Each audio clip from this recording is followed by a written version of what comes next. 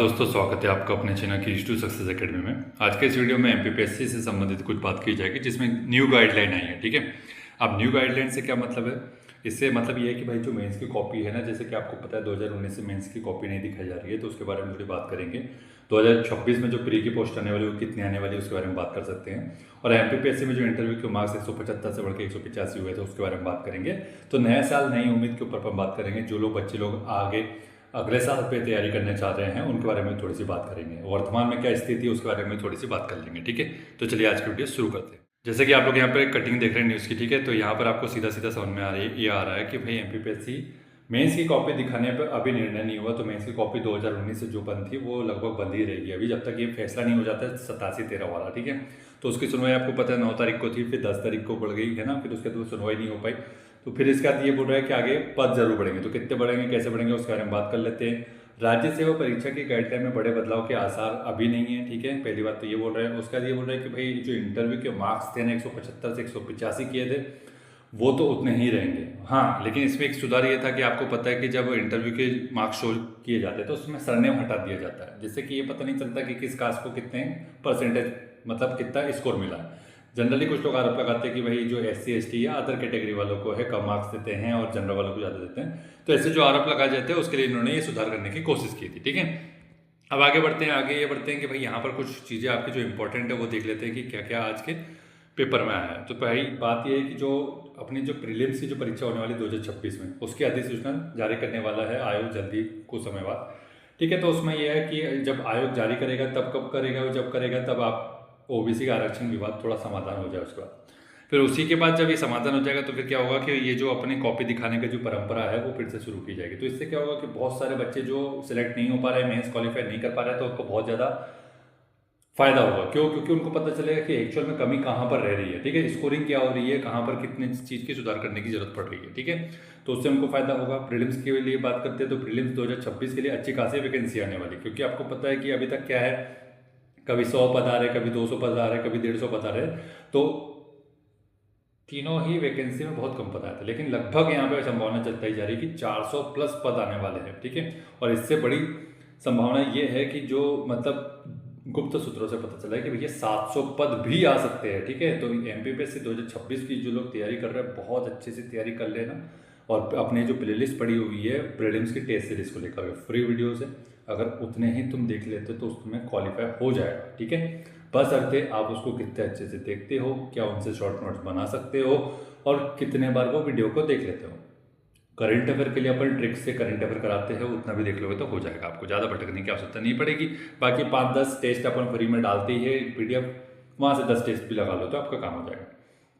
ठीक है, फिर आगे बढ़ते हैं कि शासन का तर्क क्या है OBC आरक्षण के ऊपर। तो भैया कोर्ट में मामला है। ठीक है, तो इसकी वजह से 2 हिस्सों में रिजल्ट घोषित किया जा रहा है।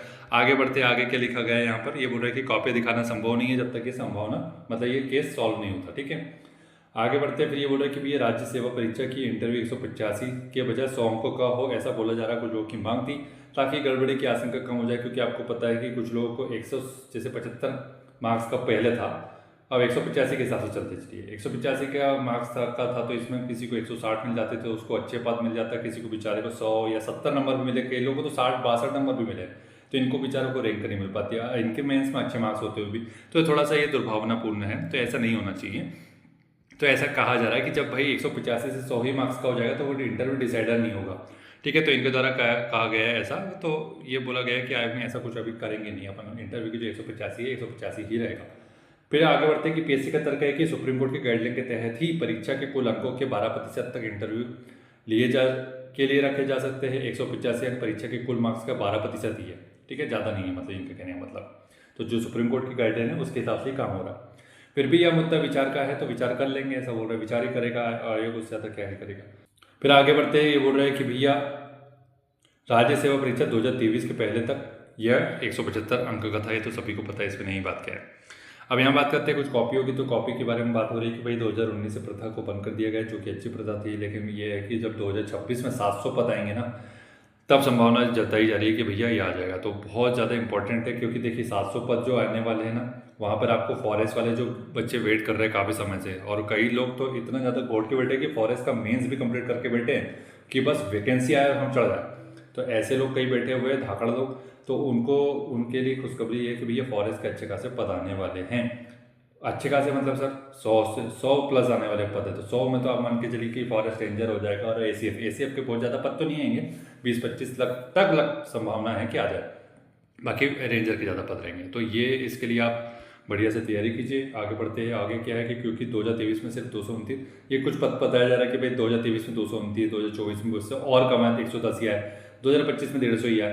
तो इस टाइप की चीज़ें नहीं करनी चाहिए, बच्चों में निराशा होती है। हाँ, अगर पद खाली नहीं हो, पद खाली होने के बावजूद आप लोग अगर ऐसा सभी परीक्षाओं में पद बढ़ाने का मांग पर विचार हो रहा है, सरनेम हटाने का चल रहा है इंटरव्यू से, और जो प्रश्न डिलीट करके बोनस अंक देने की प्रथा है उसके ऊपर भी विचार किया जा रहा है कि इसमें भी सुधार किया जाएगा। और जो आप लोग ऑब्जेक्शन लगाते हैं वो ऑब्जेक्शन की प्रथा को भी बंद करने का चल रहा है। मतलब ये है कि ऐसा पेपर सेट किया जाए कि ऑब्जेक्शन लगाने की नौबत ना आए।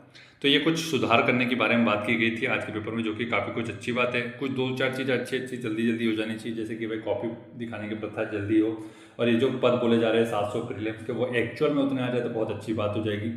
और क्या किया जा सकता है, ये जो मैटर है 87-13 के जल्दी से जल्दी सॉल्व हो जाए, 2023 का जो पेंडिंग है केस वो खत्म हो जाए, 2025 का मेंस टाइम पे हो जाए। ऐसे बहुत सारे सुधार है, जल्दी से जल्दी होना चाहिए। बच्चे निराश होते हैं, उम्र बढ़ती चली जा रही है, कई लोगों को बहुत सारे दबाव रहते हैं, तो आप लोग को भी प्रेशर बनाते रहना चाहिए, बार बार ईमेल करना चाहिए, ट्वीट करना चाहिए, तो इससे प्रेशर बढ़ता चला जाता है। ठीक है, तो आज की वीडियो में इतना ही। Thank you so much for watching, और अगर कोई कमेंट क्वेरी रहती है तो कमेंट कर दीजिएगा। Thank you.